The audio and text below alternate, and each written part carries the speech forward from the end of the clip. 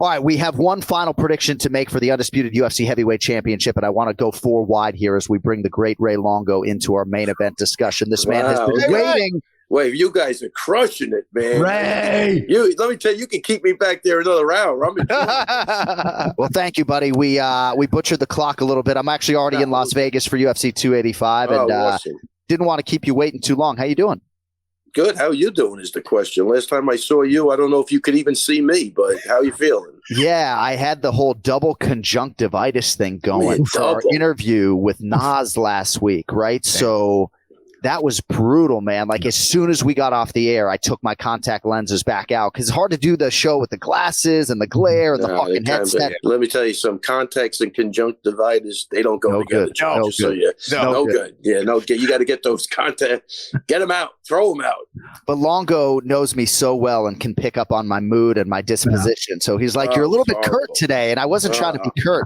And then some of the listeners were like, you're looking down a lot more than normal. It's like, dude, my eyes are fucking bleeding. No, I felt really bad for you. Yeah. So I wanted to ask a question to all three of you before we get the predictions from Petrie and Ken Flo, and then we'll get BP on out of here. But have you guys seen any of the footage of John Jones that has been out there, the training footage? Oh, yeah. The way he just sort of tossed Walt Harris aside. I mean, there hasn't been a ton, Bri, but no. And I think that's deliberate. I think he's hiding it. What I thought was when I first saw that, I was like, who is that? Because his back's the size of my house. Right. He's huge. His upper body's huge. And then he just kind of went in and just tripped Walt Harris with one arm. That got me excited. I mean, I was already excited for this week, but that got me really excited. Ray, we haven't seen John Jones with his shirt off as yet, but it looks to be in pretty good shape as he gets ready for his heavyweight debut. What are your thoughts on John Jones coming in this weekend? No, I'm sure he's going to, come in great shape. I mean, he looks like he's carrying that weight, no problem. That's definitely he's got the frame for it, so I don't think that's a problem. Again, I think he always, if there was any struggle, it was guys that were his size or bigger a little bit that could take away that range factor from him. But standing up, I'll still go with Gane, but he could make it an easy fight with the takedowns, and I think Gane would probably get killed on the floor, but that's just my opinion. Ken Flo, there are obviously more unknowns and variables, I would think, on the John Jones side here. He's minus 155, Ciryl Gane plus 135. First fight for Bones since he defeated Dominic Reyes. That was 3 years ago, UFC 247. For context, that was a few weeks before COVID-19 took over, at least here in the United States. And at that time, Ciryl Gane was 3-0 in the UFC. Since Jones has been idle, Gane has been on a tear. He's fought 6 times, won 5 of those against high-level heavyweights, Kenny. Jairzinho Rozenstruik, Alexander Volkov, Derek Lewis, Tai Tuivasa. Only guy to get him, obviously, Francis Ngannou. I'm fascinated to see which side you guys are going to fall. Kenny, let's start with you. Jones the favorite, Gane the underdog. Who's your pick in the main event?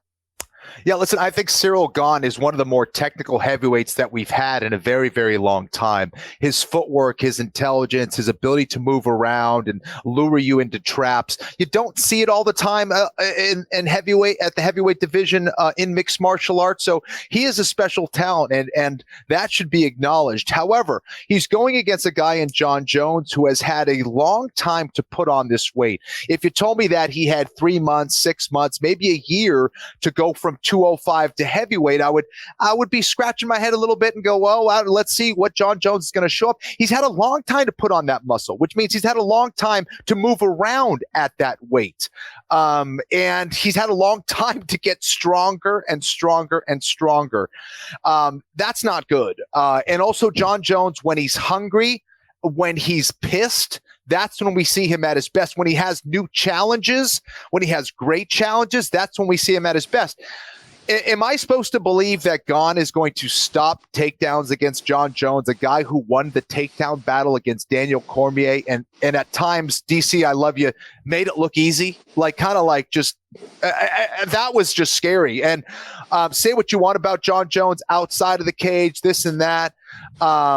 When he's at his best, he really does look like he's the best mixed martial artist we've ever seen. And I think we're going to see that again. I think he has the striking skills, the length to not be so bothered by someone like Ciryl Gane. But as Ray alluded to, if he gets in that clinch and puts Gane on his back, it's not going to look close. Okay. Ciryl Gane is not going to be able to get back to his feet. He's not going to be able to submit John Jones. Do we remember when Vitor Belfort locked up one of the tightest arm bars and looked like he snapped John Jones's arm, and John Jones shook him off like he was a little kid, like, get off of me, kid. And he just just shook him off like it was nothing. This is at heavyweight. Ciryl Gane isn't that dude. He's not a Brazilian Jiu-Jitsu black belt, doesn't really want to be there. And also, as smart as Ciryl Gane can be, you also have to wonder about some of the decisions he made against Francis Ngannou, and even in that fight against Tai Tuivasa.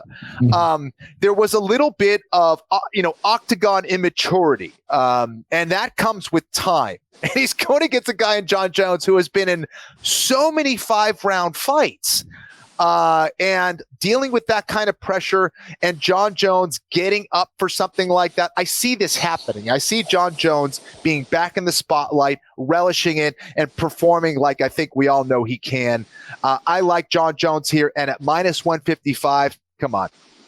Brian Petrie, John Jones minus 155, Ciryl Gane plus 135.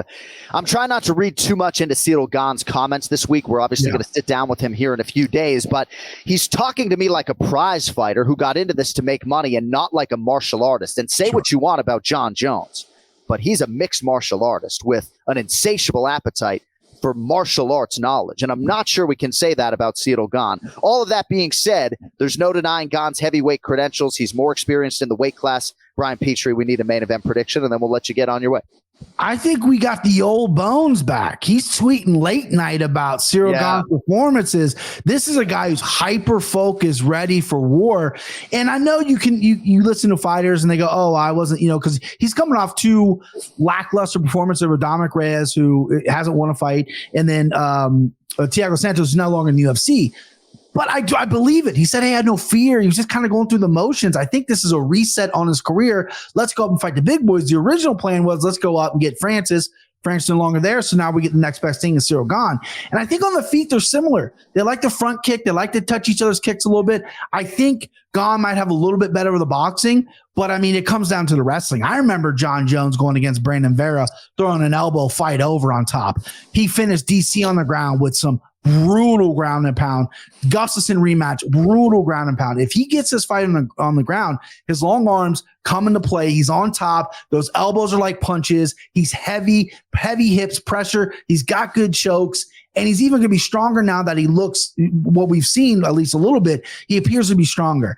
And I feel like Gane is kind of going through this lackadaisical, hey, I'm in the main event fighting for the time, which is great. That's his demeanor. But I also feel like you got a killer in there, the number 1 pound for pound fighter who hasn't fought in a little bit and wants his dub. So I got John Jones by finish here. And just to kind of flex a little bit, I got him at plus 120 too. Because he opened at plus 160. I thought that was insane.